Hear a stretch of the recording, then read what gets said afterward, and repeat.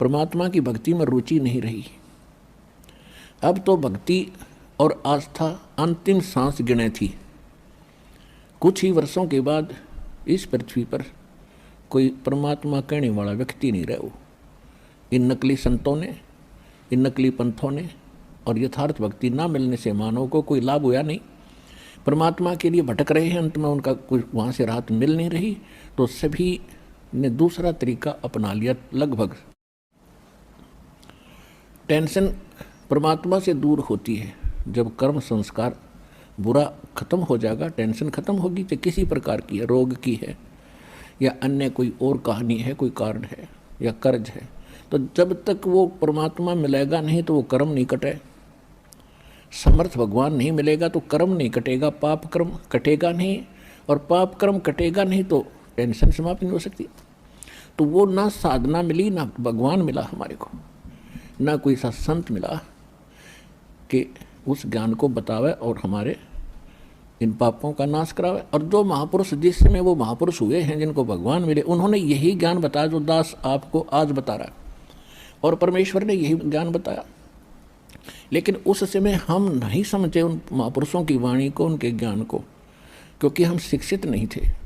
परमात्मा आपको शिक्षित करना नहीं चाहता था। सतयुग से लेकर और कलयुग के 50 वर्ष से पहले तक आज से कोई शिक्षित नहीं था, क्योंकि इस शिक्षा ने हमें अभिमानी और बेईमान बना दिया। हम अपनी टेंशन समाप्त करने के लिए जो भगवान से राहत मिली नहीं, तो हमने, किसी ने तो शराब पीनी शुरू कर दी, किसी ने धनी बनने के लिए रिश्वत लेनी शुरू कर दी। ये दूना पाप इकट्ठा कर लिया। तो जिस कारण से परमात्मा ने आपको शिक्षित बनाना पड़ा, क्योंकि इसके अतिरिक्त कोई विकल्प नहीं था आप तक अपना संदेश भगवान पहुंचा सके। ऐसी विज्ञान मालिक ने दी है ना। ये मनुष्य यही था 43,20,000 वर्ष है 4 युगों में, और 3 युग डालिए, लगभग 40 लाख 39 लाख वर्ष जा चुके हैं एक चतुर्युगी के। तो अभी तक हम शिक्षित नहीं हुए, क्योंकि परमात्मा नहीं बनाना चाहता था आपको बेईमान, अहंकारी, अभिमानी। और ना उससे पहले कोई इसी विज्ञान बना सका जो आज बन रहे हैं। कंप्यूटर हैं, इंटरनेट सिस्टम बना दिया, मोबाइल बनवा दिया अपने बच्चों के लिए। अब ये 10 वर्ष से उरे ढूंढा ठाया परमात्मा ने।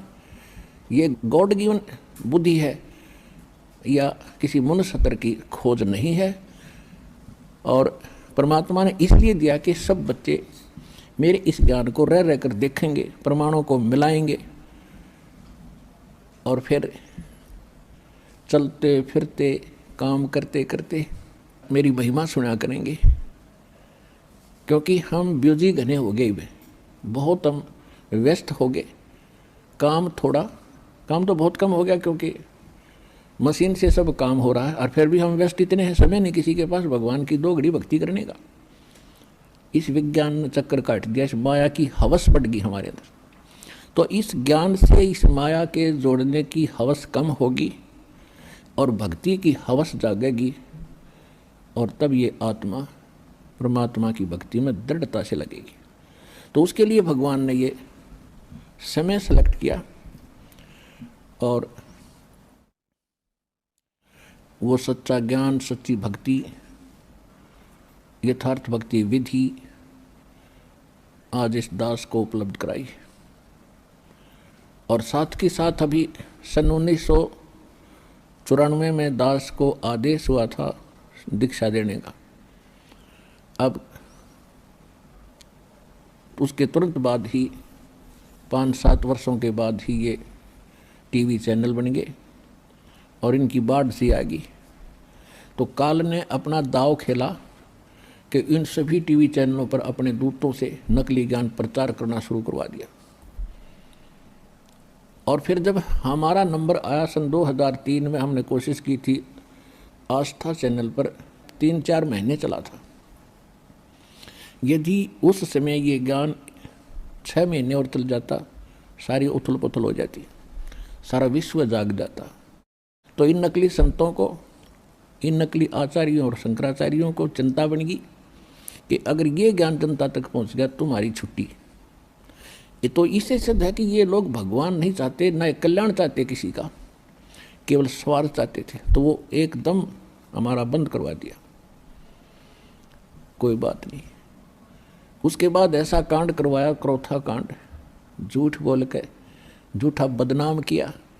रामपाल निंदा करता है, वहाँ ऐसा होता है वैसा होता है। उनका उद्देश्य ये था कि इसको मिटा दे और तुम्हारी पोल ना पाट जाए और जनता का कल्याण ना हो जाए, उनका उद्देश्य यही है। लेकिन उस परमात्मा का वचन है कि ये ज्ञान पूरे विश्व में जाएगा, सारा संसार भक्ति करेगा। परमात्मा के बच्चे हैं, जो हमारा विरोध कर रहे हैं वो भी भगवान के ही बच्चे हैं, वो परमात्मा के बच्चे हैं। लेकिन इस काल उनका दुरुपयोग कर रहा है, उनके कर्म बिगाड़ रहा है। तो परमात्मा ने दया करी। अब देखो, पहले से भी 1000 गुना बढ़ गया हमारी संगत भी, हमारा प्रचार भी। तो ये परमात्मा का चलाया मार्ग है, उसके एक वचन से सारे ब्रह्मांड बन गए और अपने स्थान पर घूम रहे। इनको रोक के दिखाओ वैज्ञानिक। इसी प्रकार ये परमात्मा का वचन है, उसके वचन से ये ज्ञान पूरे विश्व में जाएगा और 2 दिन आगे पीछे सबको मानना पड़ेगा, क्योंकि बहुत दिन देख लिए पर परमात्मा ने अपने बच्चों को तड़फते भुगतते। 3 युग दे दिए काल को और कितना संतोष किया मालिक ने। किसी का बालक दुखी हो, माता पिता को चैन नहीं होती। अब उनको मालूम था ये दुखी हैं, सतयुग त्रेता द्वापर में भी दुखी थे, लेकिन इतने नहीं थे जितने कलयुग में हो गए। तो इस कलयुग में यहाँ तक आना था आपको लेकर के, और अब आपको वो ज्ञान देना है। अपनी शरण में पूरे विश्व को मालिक ने लेना है और आपका कल्याण होगा, पूरे विश्व का कल्याण होगा। ये परमात्मा का वचन है। अब विश्व में कोई जीव सुखी नहीं आज के दिन, और जो साधना वो करते थे वो भी फेल हो ली, क्योंकि वो करते करते दुख आ गया आप पे, तो वो साधना ठीक नहीं। भगवान की भक्ति से दुखी व्यक्ति सुखी होता है, और करते करते दुख हो रहे, पैर टूट गए, तो वो भक्ति नहीं है, साधना नहीं है, और वो भगवान नहीं है जिसकी आप साधना करते थे। तो अब परमात्मा ने वो रजा बख्शी है कि यथार्थ ज्ञान इस दास को दिया है, और सन 1994 से लेकर आज तक लगभग 20 वर्ष हो गए हैं। तो यही ज्ञान प्रारंभ से दास कहता आ रहा है, और सन 2000 के बाद सदग्रंथों को देखा है दास ने 2001 में। तो उस समय सदग्रंथों में देखा तो जो ज्ञान पहले दास बताता आ रहा था और जो मंत्र नाम पहले से दे रहा था, वो इन सदग्रंथों में जो के तो मिले। तो और उमंग और खुशी का ठिकाना नहीं रहा कि परमात्मा इन सदग्रंथों से अगर आपका ज्ञान मेल खा गया तो आपके बच्चे आपको पहचान सकेंगे। अन्यथा यदि हम ज्ञान सुनाते रहेंगे कबीर साहिब की केवल वाणी लेकर के या इन महापुरुषों की वाणी लेकर के, ये भगत आपको दृढ़ता से नहीं मान पाओगे। फिर ऐसा ज्ञान दिखाया दाता ने, सारे वेद गवाह, सारे सदग्रंथ परमात्मा बता रहे हैं Kabir is God, Kabir is God. कौन कबीर? वो धानक कबीर, जुलाहा कबीर, जो काशी के अंदर 120 वर्ष रहे, अपना ज्ञान प्रचार भी करते थे, सारे ब्रह्मांडों का संचालन उस झोंपड़ी में बैठकर करते थे और हमें ज्ञान भी देते थे। वो प्रत्येक युग में ऐसी लीला करते ही करते। तो अब परमात्मा ने इस काल से कहा था, प्रथम सतयुग के अंदर जब परमेश्वर ने देखा कि सब जीव दुखी हो गए, हाहाकार मचा है, हम जब से इसके काल के लोक में आए हैं, हम उस सुख को भूल नहीं पा रहे जो हम छोड़ कर आए थे। लेकिन हमें वो पता नहीं वो है कहाँ। इसने इतनी भूल डाल दी कि वो है कहाँ।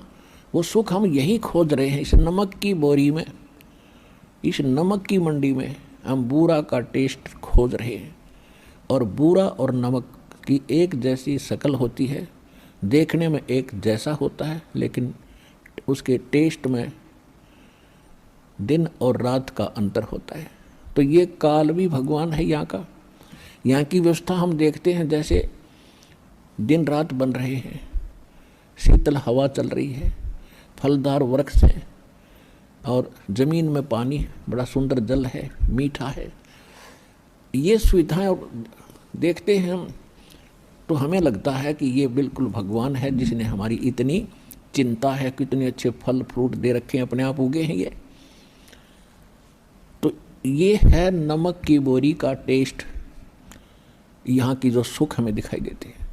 और जब हम सतलोक के उस व्यवस्था को देखेंगे, वहाँ के सब फल और उनकी टेस्ट को देखेंगे तो ये नमक जैसा लगेगा हमारे। तो ये सुख वहाँ है जिसको हम खोज रहे हैं। दूसरा सुख वहाँ क्या है? वहाँ जरा और मरण नहीं है। जरा माने वृद्धावस्था और मरण मीन मृत्यु। वहाँ जन्म और मृत्यु, बुढ़ापा और मृत्यु नहीं है। एक बार जन्म अवश्य होगा वहाँ जा कर के आपका, यानी जैसे यहाँ हुआ है ऐसे वहाँ भी होगा, और फिर आपका परिवार बनता चला जाएगा। अब जैसे कैसे अच्छे लगते हैं माता पिता, भाई बहन, रिलेटिव, नाती पोते पोती, दोता दोती, और कितने अच्छे लगते हैं, कितना प्यार है आपका। और फिर आप इनमें नहीं रह सकते और ये भी कभी आपको छोड़ सकते हैं। काल का ना जाने कब किस पर अटैक हो जा, फिर हम रोते हैं, टक्कर मारते हैं। इतनी प्यारी वस्तु फिर दोबारा देखने को नहीं मिलती, और फिर उनको रोते रोते हम भी मर जाते हैं कभी। तो ये जो दुख है ये आपको उसकी सतलोक के सुख को दृढ़ करेगा और यहाँ से मन हटेगा। और इसका तरीका बताया है कि आप अपने सभी रिश्तेदारों को, और नहीं तो कम से कम अपने पूरे परिवार को परमात्मा की भक्ति में लगा दो। यहाँ तो एक बार सबने जाना है, ये तो अंडरस्टूड है, ये तो ना भी मानने वाली बात ना है कि हम नहीं मरेंगे। ये दूसरी बात है, भी नहीं मरेंगे पर कभी तो मरेंगे। तो ये स्थान अपना नहीं है। आज जिस संपत्ति को हम अपना मान रहे, हमारी मृत्यु होगी तो दोबारा उसमें हिस्सा हमारा नहीं है। ना जाने कौन से कंट्री में जाकर हमारा जन्म होगा। तो ये यहाँ की वस्तु अपनी कोई नहीं है, ये अस्थायी, ये आपका सटे है, अस्थायी निवास है। और इसको आप स्थायी बनाने की कुचेष्टा करते करते युग बीत गए, असंख्य युग बीत गए। मरते हैं फिर सोचते हैं कोठी बनाएंगे, बंगले बनाएंगे, ठाठ से रहेंगे, इतने मृत्यु हो जाती है। ये हमारी भूल ही है, बाकी फिर उसी स्पीड से लगे हुए। तो यहाँ से हटने के लिए इस ज्ञान को आश्रय बनाना पड़ेगा, अपने आधार बनाना पड़ेगा। और उसके बाद फिर इस भक्ति करो। जब तक आप रहोगे, भक्ति करोगे, तो आपके जो प्रिय सदस्य हैं परिवार के, उनकी भी सुरक्षा भगवान करेगा। जब तक यहाँ रहोगे तब तक दुख दूर हुआ, और जाओगे जब आराम से जाओगे, भक्ति करने वाले की मृत्यु ऐसे होगी कि आपको पता भी नहीं लगेगा। ऐसे जाओगे पटदेसी, और आप बैठे पाओगे सतलोक में, परमात्मा के साथ घूम रहे होगे।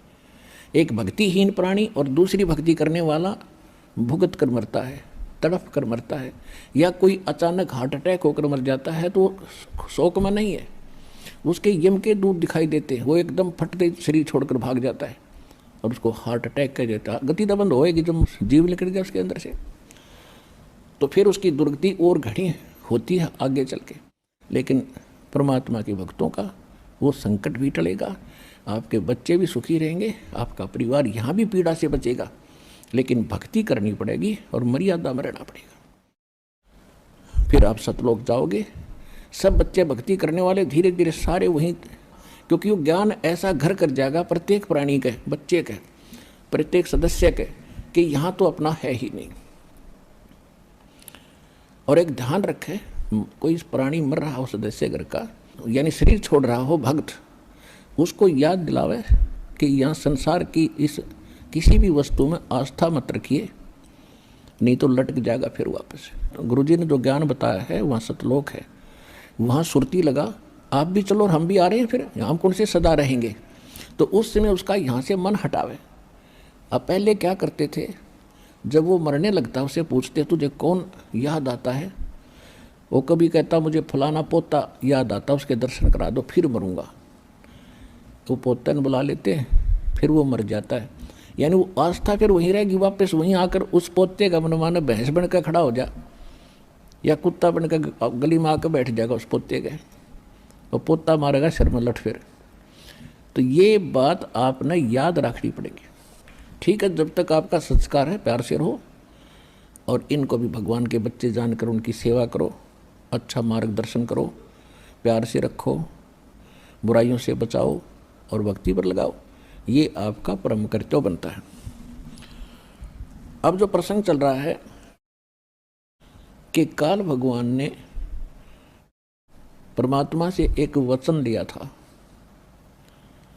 परमात्मा ने जब देखा कि यहाँ जीव गणे दुखी हो गए, किसी की टांग कट रही है, किसी की माँ मर गई, किसी का पिता मर गया, कोई किसी कष्ट से दुखी है, कोई किसी कष्ट से दुखी है, कोई गधा बन गया, कोई कुत्ता बना दिया। ये परमात्मा को आपकी जो पुकार वहाँ मालिक के चरणों में पहुंची, हाहाकार मची। अब जैसे हम भी बेसिक श्री विष्णु जी के पुजारी था ये दास, श्री कृष्ण राम का और हनुमान जी का, और फिर भी लास्ट में न्यू कहा करते, कोई आपत्ति आ जाती, हे सच्चे भगवान, हे सच्चे मालिक। यानी इनसे हटकर वृत्ति कहीं और जाती थी सच्चे मालिक पर। हम उसको अब पता चला ये सत साहिब जिसे कहते हैं यही है वो सच्चा मालिक, यानी रियल गॉड, वास्तव में परमात्मा। अब पता चला वो सच्चा मालिक कौन है, और वही सब दुख निवारण करने वाला है। तो उस सच्चे मालिक ने हमारी पुकार सुनी। तो परमात्मा प्रथम बार जब इस काल की सृष्टि में आए, तब इस काल भगवान ने परमात्मा से विवाद किया था, क्योंकि परमेश्वर अपने पुत्र जोगजीत के रूप में थे। तो उसने, काल ने ये सोचा कि ये जोगजीत आया है तो परमात्मा का कोई संदेश लाया होगा। ये यहाँ का जो भगवान है परमेश्वर से बहुत डरता है, कबीर भगवान से, उस सच्चे मालिक से। जैसे गरीबदास साहिब जी ने अपनी वाणी में कहा है कि काल डरे करतार से, जय जय जय जगदीश, और जोरा जोड़ी झाड़ता पग रद डारे शीस। तो ये उस परमात्मा से बहुत डरता है। अब उसको ये पता लगा कि जोगजीत मेरे लोक में आया है तो कोई बात विशेष है। तो उसने पहले कारण पूछा कि जोगजीत, आपने मुझे वहाँ से निकाला था, आप सृष्टि रचना में पढ़ते हो, परमात्मा ने जोगजीत के रूप में आकर इसको वहाँ से 21 ब्रह्मांड सहित अपने सतलोक से निष्कासित किया था। तो इस कारण से उसने इस बात को दुख हुआ कि तू मेरे लोक में क्यों आया, जब तूने अपने लोक से हमें भगा दिया था, अब तू मेरे लोक में कैसे आया, ये तो मैंने तप करके ले रखा, तेरा इसमें कोई रोल नहीं। इस चीज से बहुत दुखी हुआ वो, कौन, काल। फिर उसने सोचा कि ये कोई संदेश लाया होगा, पहले वो पूछ लेता हूँ, फिर इसके साथ मैं युद्ध करूँगा, इसको पीटूंगा। तो परमात्मा जोगजीत रूप में खड़े थे, उन्होंने कहा कि सुन ले काल, परमात्मा का संदेश सुन ले तू। आपने ऐसा जुल्म कर दिया है, परमात्मा की आत्माओं का क्या हाल कर रखा है, हाहाकार मचा रखी, समय पर इनको टूक नहीं, और कैसी इनकी स्थिति कर रखी है, ना कोई इनकी सुरक्षा है, कोई किसी की माता मर गई, किसी का पिता मर रहा है, कोई पशु बना दिया, कोई कुत्ता बना रखा है। ये हालत भगवान से देखी नहीं गई, इसलिए मैं आया हूँ, और सुन ले उसका संदेश।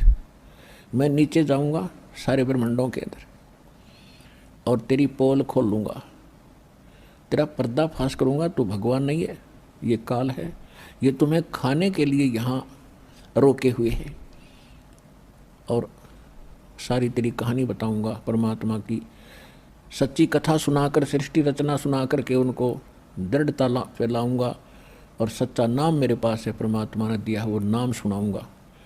उसके भक्ति करके वो सीधे वापस वहाँ चले जाएंगे जहाँ से वो आए थे। अब इस बात को सुनकर उस ज्योति निरंजन काल के को बड़ा दुख हुआ, और इतना गुस्सा आ गया कि इस जोगजीत ने अभी ख़त्म कर दूं, नहीं हो तो मेरा नाश करेगा, उजाड़ देगा मेरे को, यदि नीचे के प्राणियों को परमात्मा का ज्ञान हो गया तो सब भाग जाएंगे और तू यहाँ अकेला रह जाएगा और तेरा बाग उजड़ जाएगा, तेरी खेती खत्म हो जाएगी। ये तो हमने खेती बना के पाल रहा है, सत्कर मान लियो आपको। ये कोई दास की अपनी मन गढ़ंत कहानी नहीं है, ये गॉड गिवन स्पिरिचुअल नॉलेज है।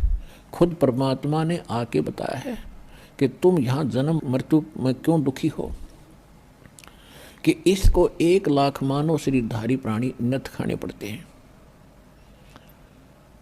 और जिस कारण से यो आपको यहाँ पाले हुए हैं, जैसे कसाई बकरे पालता है। पुण्यात्माओं, जिस दिन आपका यह भांग उतर जाएगी ना, इस यहाँ का नशा उतर जाएगा इस काल का, ये झूठे व्यवस्थाओं को आप देख करके भूले फिरते हो, कोई मंत्री बन गया, कोई महामंत्री बन गया और भटक रहे हैं, सारा दिन इस खिलौनों से खेल कर जीवन नाश कर जाते। आज तो महामंत्री बन गया, प्रधानमंत्री बन गया, सारी पृथ्वी का पति बन गया, अगले जन्म में क्या होगा, गधा बनेगा, वह कहाँ जाएगी त्रिप्रभुता। तो परमात्मा ने अपने बच्चों का अगला दुख दिखाई दे है, और हमें ज्ञान हो गया, हमें भी इनका अगला नेक्स्ट कदम दिखाई देता है, कुएं में गिरेंगे जाते ही। तो हम चाहते हैं इनको इनके हाथ पकड़ लें, कुएं में ना गिरने दें, इनको सतभक्ति और सतज्ञान बता के यथार्थ भक्ति और यथार्थ कमाई या भक्ति की इधर रुचि पैदा करें। ये हमारा कर्तव्य बन गया भगवान के आदेशानुसार। तो इस काल ने आपको ऐसे पाल रखा जैसे कसाई बकरे पालता है। अब आप देखते हो कसाई के बकरों को, बकरे और बकरी नर मादा दोनों इकट्ठे छोड़ देता है, एक बड़ा हा चरागाह बना देता है, खेत घास फूस झाड़ बोझड़ों वाला, और उसके चारों तरफ बाड़ लगा देता है, एक शेड बनाता है, एक झोंपड़ी उनके लिए गर्मी सर्दी से बचाने के लिए, और एक सरोवर बना देता है, तालाब वहाँ पर उनके पानी पीने के लिए, वहाँ तरते हैं, पानी पीते हैं, गर्मी सर्दी से बचने के लिए वृक्षों के नीचे या शेड के नीचे आ जाते हैं। और वो कसाई जब जाता है उन बकरों के पास तो ये समझते हैं, या कसाई के नौकर जाते हैं तो वो ये भोली प्राणी ये समझते हैं कि बड़े दयालु हैं, सारे हमारी कितनी केयर टेक करते हैं, कितनी देखभाल कर रहे हैं और कैसी सुविधा दे रखी है, तो वो बहुत नेक स्वामी नज़र आते हैं। लेकिन जब उसको ज़रूरत पड़ती है कसाई को, वो निकलवा लेता है, 10 चाहिए 20 चाहिए उनमें है, उसमें ना देखता किसी का बेटा आ रहा है, किसी की माँ आ गई है, या पूरा परिवार ही क्यों ना आ गया हो, बेशक आ जाओ। कसाई किसे कहते हैं? तो पुण्यात्माओं, जब कभी कभी वो कसाई या उसके नौकर जब उन बकरों में जाते हैं, बकरियों में, तो वो उनको अच्छा आदमी समझ कर उनसे प्यार करते हैं, उनकी तरफ भाग कर जाते हैं, उनसे प्यार करते हैं, ऊपर को पैर उठा के सीने से लगाना चाहते हैं और उसके हाथ को चाटते हैं। वो देख रहा है ऐसे हाथ लगा के, वो कसाई देख रहा है कि किसमें कितना मांस हो गया, कौनसे में कितना है, पहला किसकी टिकट काटूं, और वो चाटते हैं, स्वामी अच्छा मालिक मानकर उसे प्यार देते हैं। तो परमात्मा बताते हैं कि आप इन सुविधाओं को देखकर ये मान बैठे हो कि भगवान बड़ा दयालु है, और फिर कर तोल देता है, किसी का परिवार नष्ट हो गया, कितने महामारी आ गई, कितने फ्लड आ गया, कहीं रोग से, कहीं दुर्घटना से हाहाकार मची है, या अन्य किसी बीमारी से। तो उस समय आपकी बुद्धि इतना काम नहीं करती, वो बिजली क्यों गिर गई इस परिवार पे। हम सोचते हैं हम नहीं मरेंगे, हम ठीक ठाक हैं, उस दुर्घटना से पहले वो अभी ठीक ठाक मान रहे थे। तो यह भूल मिटेगी इस सत्संग से, क्योंकि ये सत्संग है और भगवान का दिया हुआ बताया हुआ ज्ञान है, 100% सत्य है। हम व्यवस्था दूसरी में घने दिनों से रचे हुए हैं, तो हमारा देर से बुद्धि में स्वीकार्य होती है कि ये ऐसे कैसे होगा, ये कैसे खाता है, शरीर तो यहाँ रह जाता है। जैसे आपने बादाम देखे होंगे, बादाम ऊपर का कवर खाने का नहीं होता, अंदर गिरी होती है। इसी प्रकार ये बॉडी जो ऊपर की है, ये तो अंदर गिरी बनाने के लिए कवर है, यानी सूक्ष्म शरीर है इसके अंदर। उसके अंदर हम सारे जीवन में जो खाते हैं, पीते हैं और जो भी व्यसन करते हैं, उन सब का अंश उस सूक्ष्म शरीर में लिप्त हो जाता है। शेष तो बॉडी इस स्थूल शरीर के पालन पोषण में लग जाता है और कुछ उसके अंदर समा जाता है। जैसे आप देखते हो ओका, बीड़ी और शराब, ये भुक्की और ये अफीम, ये खान की चीज़ है, और सबसे ज़्यादा सबके घर में पहुंच गई है। कलयुग में शायद ही कोई व्यक्ति बचा हो, व्यक्ति बचा है तो घर नहीं बचा है। तो ये क्यों खा रहे हैं? क्योंकि ये मन है, इसने अपना एजेंट छोड़ रखा है, काल का दूत है ये दूसरा रूप काल का समझो। और ये चाहता है कि ज़्यादा टेस्ट ये खाए, हुक्का पाड़े, तम्बाकू पीवे, खावे, इसका उतना ही अंश उसमें जाएगा सूक्ष्म शरीर में। और फिर उनको भून कर एक तपतशिला बहुत बड़ी तई सी है पत्थर की, उस पर डाल देता है 1 लाख प्राणियों को, सूक्ष्म शरीर को। ये स्थूल शरीर यहाँ रह जाता है। इसके हम अंतिम संस्कार में लगे रहते हैं।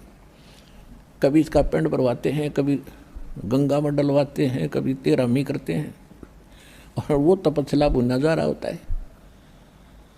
तो फिर उसमें से जो गंध निकलता है, उन सूक्ष्म शरीर को भून के, जीव मरता नहीं सूक्ष्म शरीर में, लेकिन दुख घना होता है, उसको ये काल खाता है। जिस कारण से आपको यहाँ ये पाले बैठा, रोके बैठे।